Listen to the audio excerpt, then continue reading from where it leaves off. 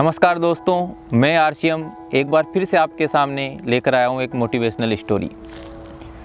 एक व्यापारी था जो बड़ा व्यापार करता था और उसमें वो बहुत ज़्यादा मेहनत किया करता था। लेकिन व्यापारी जितनी मेहनत करता था उसका बेटा उतना ही आलसी था। और व्यापारी को इस बात की चिंता थी कि मेरा बेटा इतना आलसी है और मैं जो इतनी मेहनत करता हूँ, ये जितना भी कारोबार में बना रहा हूँ सब कोई बेकार कर देगा।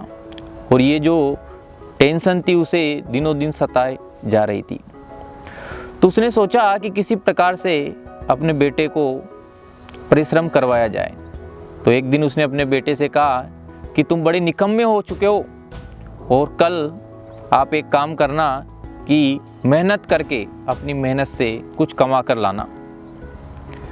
तो बेटा दूसरे दिन सोचता है कि मैं मेहनत कैसे करूँगा, मुझे तो आज तक मैंने तो कोई काम ही नहीं किया। तो जो माँ होती है, माँ का प्यार बड़ा ज़बरदस्त होता है।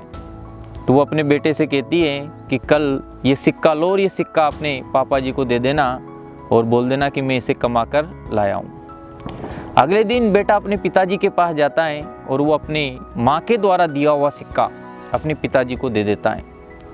और पिताजी उस बेटे को वह सिक्का वापस लौटाते हुए बोलते हैं कि जाओ और पास के कुएं में इस सिक्के को डाल के आ जाओ।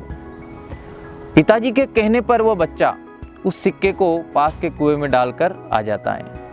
लेकिन पिताजी थोड़े होशियार थे, उन्हें शक हो जाता है कि बात में कुछ गड़बड़ है। वो इस बात का आइडिया लगा लेते हैं कि सिक्का कहाँ से आया। वो अपनी पत्नी को उसके मायके भेज देती है। फिर अपने बच्चे को वो कहता है कि आज और कुछ कमा कर आप लाना। दूसरे दिन वो बच्चा अपनी बहन के पास जाता है और बहन का प्यार भी उमड़ जाता है। वह भी उस बच्चे को एक 500 का नोट देती है और बोलती है कि ये पिताजी को आप दे देना। दूसरे दिन वो बच्चा बहन के द्वारा दिया हुआ वो 500 का नोट अपने पिताजी को दे देता है। और फिर पिताजी उससे बोलते हैं कि जाओ इसे भी उस कुएं में डालकर आ जाओ।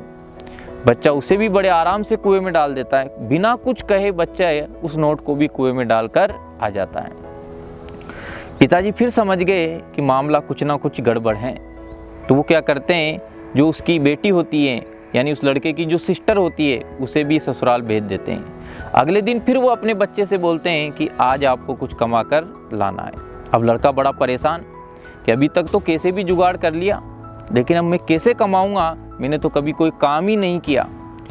वो मार्केट में जाता है और मार्केट में किसी सेठ के पास जाके बोलता है कि मजदूरी मिलेगी क्या। तो सेठ उसे बोलता है कि ये ट्रक में जो सामान है ये नीचे उतारना है और मैं आपको मजदूरी दूंगा। ऐसे करके सारे दिन में मेहनत करने के बाद वह सेठ उसे 100 रुपये देता है। और 100 रुपये जब देता है तो शाम को वो अपने पिताजी के पास आता है और पिताजी को वो 100 रुपये देता है। तो पिताजी वापस और 100 का नोट उसे देकर बोलते हैं कि जाओ और इसे कुएं में डाल कर आ जाओ। जैसे ही ये शब्द पिताजी उस बच्चे को बोलते हैं, बच्चे को बड़ा गुस्सा आ जाता है कि मैं सारे दिन मेहनत करके वह पैसा कमा के लाया हूँ और आप बोल रहे हो कि इसको कुएं में डाल दूँ, कैसे डाल दूँ। तो मित्रों, अपनी ज़िंदगी भी उसी प्रकार है। जब हमें कोई दौलत, कोई शोहरत बड़े आराम से ईजी वे में मिल जाती हैं तो हम उसे लुटाने की कोशिश करते हैं। लेकिन जब अपनी मेहनत से कोई मंजिल बनाएंगे या मेहनत करके कमाई करके कोई चीज़ बनाएंगे, उसको बर्बाद करने में आपको टाइम लगता है। तो इस कहानी से हमें यही सीख मिलती है कि अगर आपको ज़िंदगी में माता पिता द्वारा कोई चीज़ दी गई है तो उसे आप अपने ऐशो आराम में ना लुटाएं।